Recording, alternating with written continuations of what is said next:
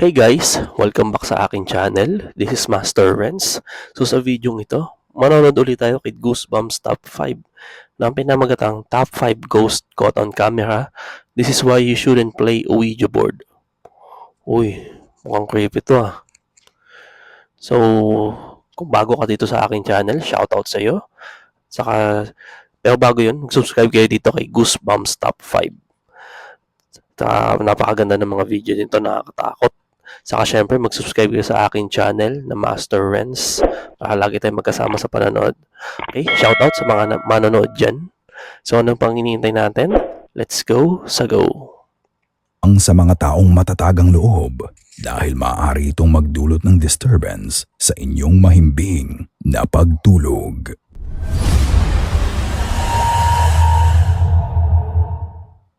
Top 5 Ghosts Caught on Tape.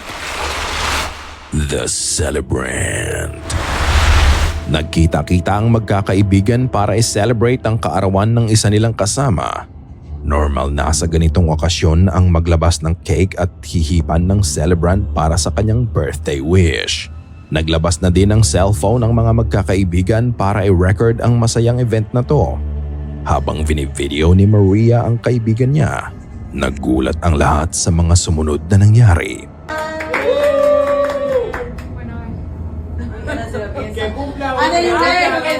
Uy!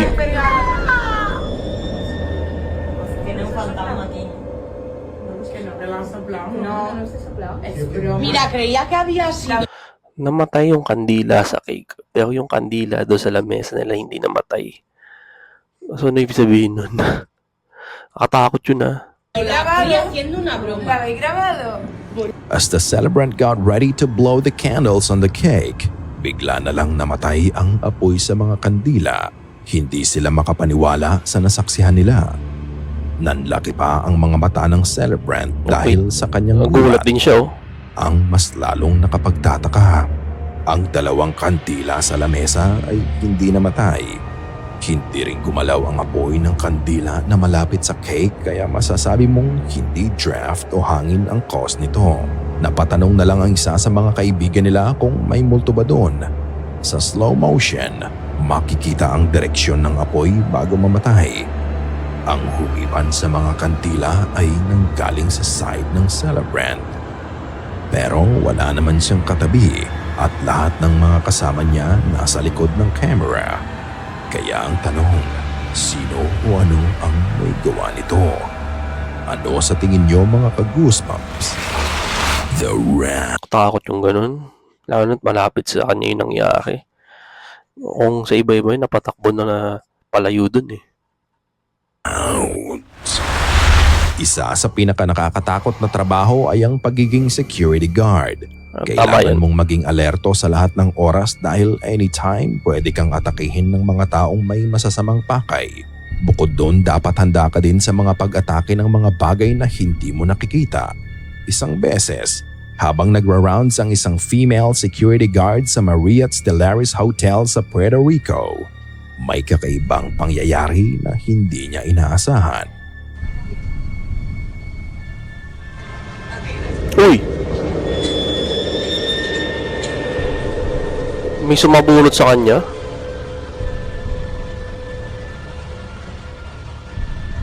Habang siya ay naglalakad sa facility to do her inspection, bigla na lang may humatak ng kanyang buhok. Abrupt and deliberate ang naganap.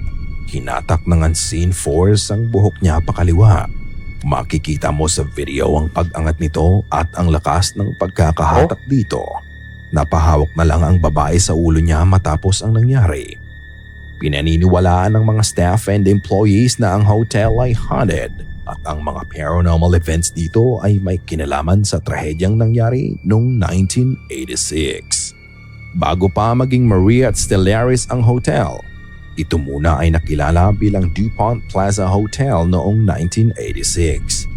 3 empleyado nila ang nagsimula ng apoy na mabilis kumalat sa gusali. Ang apoy ay kumitil ng 78 buhay na hanggang ngayon ay hindi pa din matahimik. Isa kaya sa mga hindi matahimik na espiritu ang humatak sa buhok ng security guard. Nako. Just imagine the terror she felt at that time. Sa huli, nasa inyo pa din ang pagpapas. Yan nakakatakot. While on duty nangyari yan. Lalo na pag mga graveyard shift. Oo, ang creepy yun. Saka kitang-kita sa video, sinabunutan siya. Hindi hangin yun nangyari. Kasi malalaman mo pag hangin, kung hangin, malakas na hangin lang yun. Alam natin eh. Pero dun hindi. Nung sinabunutan siya, halos buong katawan niya yung nag-react. So talagang legit to, legit. Siya. A grave mistake. What would a game streamer do to gain millions of followers and views? May kanya-kanyang pakulo ang iba't ibang streamers para panoorin sila ng mga tao. Ito ang naisip gawin ng isang cake streamer na si Two-Turned Brian. Ang pumunta sa graveyard ng mag-isa at maglaro ng Ouija board to Ako, summon ito the yun. spirits there. It was just an all fun and games at the beginning, but as it plays out, this game will turn into a nightmare. As they say, play stupid games, win stupid prizes. This is the action he would soon regret. Pagdating niya sa graveyard, sinimulan niya ang live stream niya. What happens next left him and the viewers spooked. Ang tapang niya. It's kind of moving. Uy, Yo.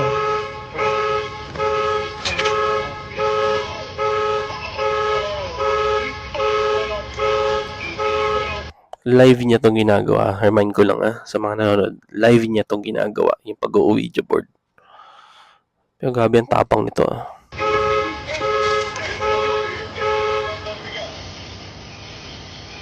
Yo, I'm leaving, bro. Was that you that turned the car alarm on?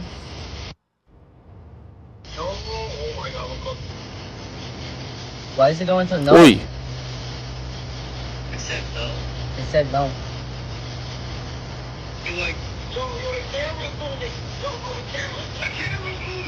Bro, I'm leaving, bro. Yo, I'm leaving. Friendly spirits. kaya pa niya Calling malis. you for communication. Is there any spirits that would like to communicate with me?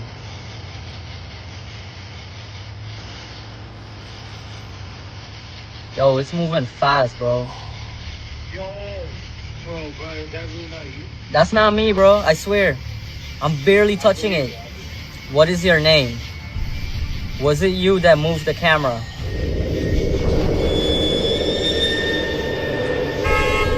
Nako, Bro, the fucking car is going off, bro.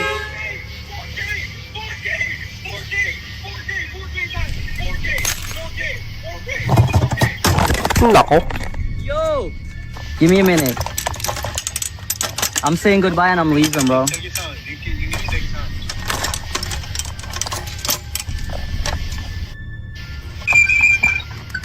See if the wires got messed up. Ano yun?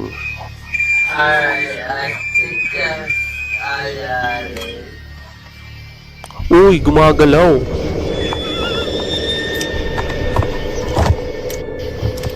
Should I leave? Bro, do you feel? Are you okay?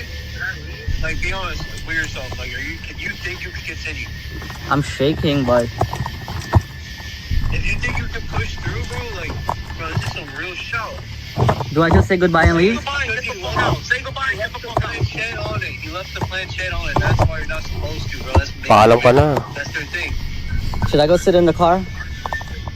Take a second. Take a breather if you want. Move everything? That's good. That's good. Alright. Alright, I'm going back to the car.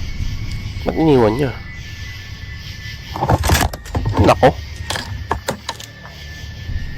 Sinisimulan pa lang niya ang live stream niya, usa na lang na-activate ang alarm ng kotse niya. Nang tanungin niya ang Ouija board kung ang kausap niya ang nagbukas ng car alarm, unti-unti na lang gumalaw ang camera. Pinagpatuloy pa din niya ang paglalaro ng Ouija board kahit sa simula pa lang may mga strange events nang nagaganap. Paulit-ulit na nag-alarm ang kotse niya at paulit-ulit ding bumagsak ang camera. Is it the spirit's way of letting him know that he's with the presence? At habang inaayos niya ang kanyang camera, bahagyang gumalaw ang pointer ng board. Pagkatapos ng mga nangyari, nagsisisi siyang bumalik sa kotse kung bakit niya ginawa yon. Bro, I regret doing this.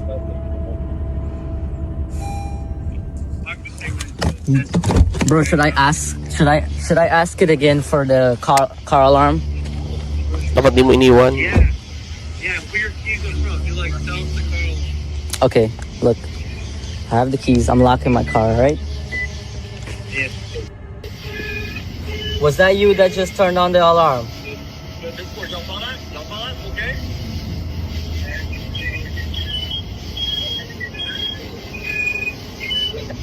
Yes.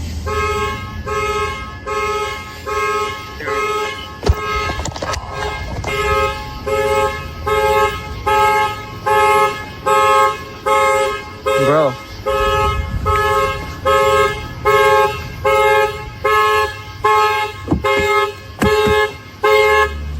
The fuck, bro? I'm telling you, bro, you have to think about it. That's like a must, bro. Like, you don't have to do it. You have to think about it. I'm gonna say goodbye and I'm gonna leave. Should I leave the board? Bring it, bro. Don't leave it. Don't leave it. I took the lights and everything. Bro. Uy! Gumagalaw! my Gumalaw mag-isa. God, bro. The board went in. Yeah, bro. Oh my god, I saw that. You come down here. I'm leaving, bro.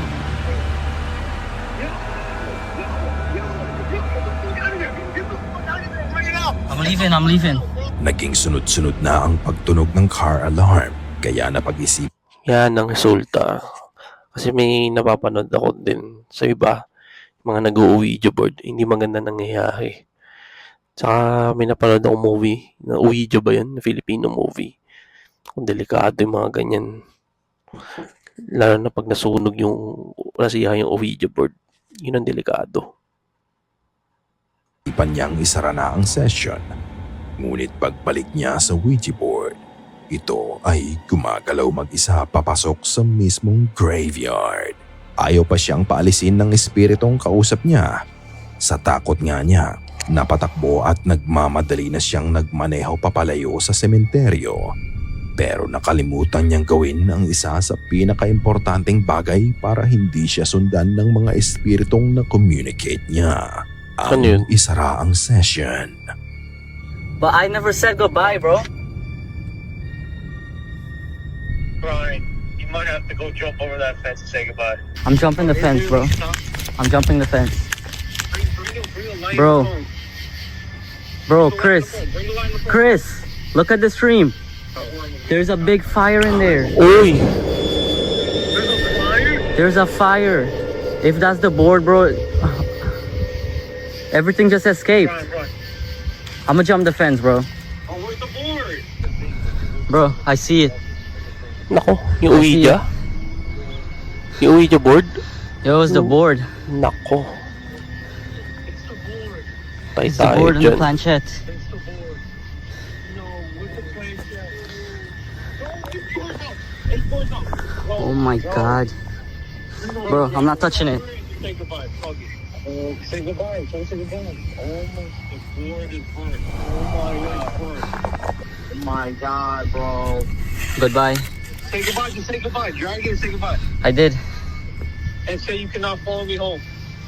You cannot follow me home. Pagbalik niya sa graveyard para isara ang session, nakita niya ang isang bagay na nasusunog sa malayo. Paglapit niya, ang board pala niya yun. Katakatakang umabot ang Ouija board ng ganon kalayo. Yun nga din, makapagtaka. Bakit naabot ng ganun yung Ouija board? Imposible namang hangin lang yun.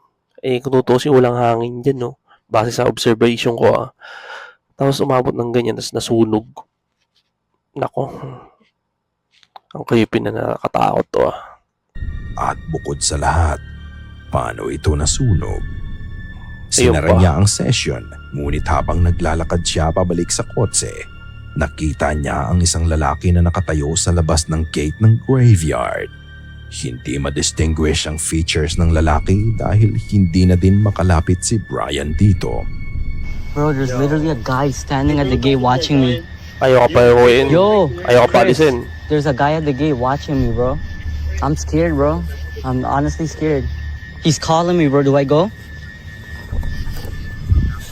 Yo, he's calling me. Yeah. Can y'all see him?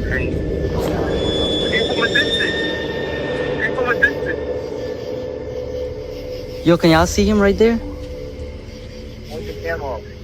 Yeah, I see him. How did he get there? Look, he's moving. Bro. Bro, I can't see a face, bro. Say, what do you want? I can't see a face on him, bro. What do you think really happened that night? Ang lalaki bang nakita niya ang mismong espiritong kausap niya sa Ouija board? Tama ba ang proseso ng pagsarang ng board session o nasundan siya ng espiritong natawag niya? Maraming mga tanong ang hindi natin masasagot, pero sa huli, nasa inyo ang pagpapasya. Kayo na ang bahala Ayan, advice sa lahat. humusga. Ayan, advice sa lahat. Huwag mag-Ouija board. Huwag maglaro ng Ouija board. Napakadelikado. Playground After Dark. Ang susunod na video na inyong mapapanood ay pinost ni Catherine Kirby sa isang paranormal group sa Facebook.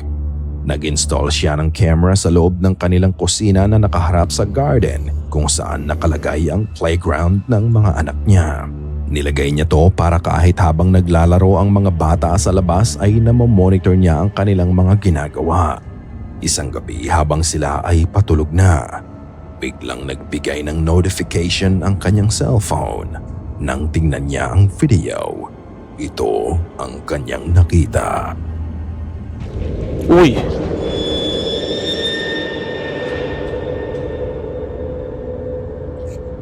May mata?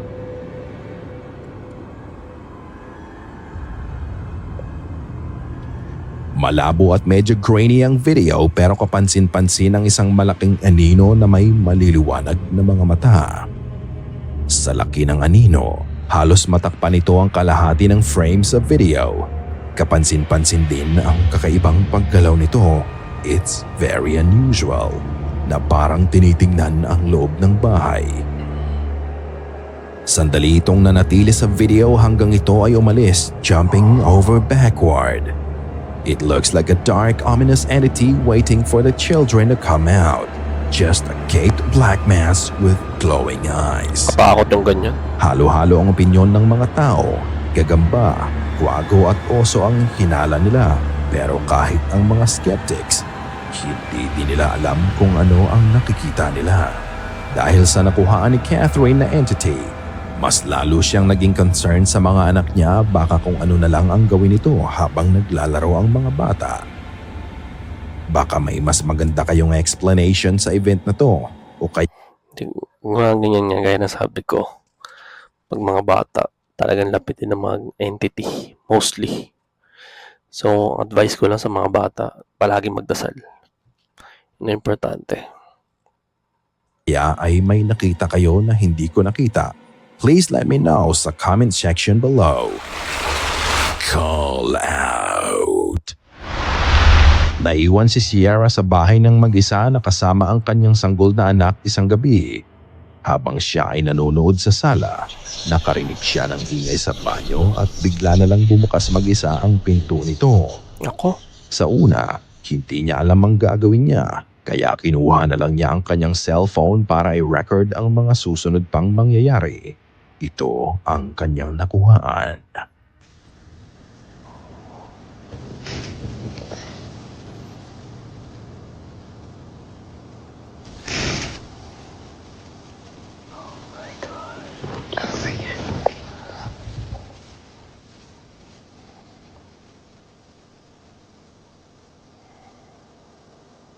Please go away.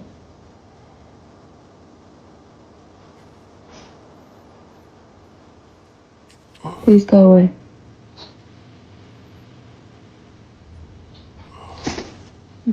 You're not wanted.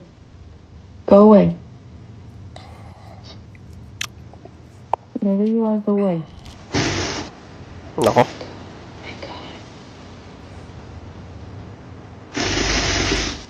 Oh my god.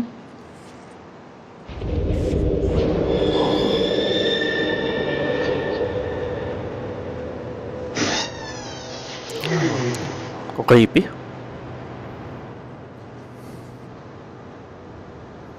I am so scared right now. Please go away. Nakita mo ba yon? Hindi, ano yun? Itinutok ni Sierra ang camera sa banyo. Matitinig mo ang ingay ng nangitngit na nanggagaling dito. Sa takot niya, she called out the spirit and said, "Whatever you are, go away." Matapos niyang sabihin to, Ayun. isang maliit na anino ang mabilis na sumilip mula sa madilim na parte sa ibabang bahagi ng pinto sa banyo. Hindi niya napansin ang anino nung una hanggang sa muli niyang panoorin ang videong kinuha niya. Wala na siyang naging update pa tungkol dito. Kaya kung anuman ang nakuhaan niya ay mananatiling misteryo sa mga nakapanood nito. Ano sa tingin mo ang na-videohan ni Sierra? Kayo na ang bahalang humusga. Sana ay kinilabutan ka. Ayun. Subscribe kayo dito. Goosebumps Top 5. Pakaganda ng mga video na nakakatakot. So, thank you sa pagsama. Pero bago tayo magtapos, mag-subscribe kayo dito sa aking channel na Master Renz. Para lagi tayo magkasama sa panonood. At pakiclick na rin po ang bell button para lagi kayong update sa aking mga bagong video. So, thank you so much po sa pagsama. Ingat po kayo palagi.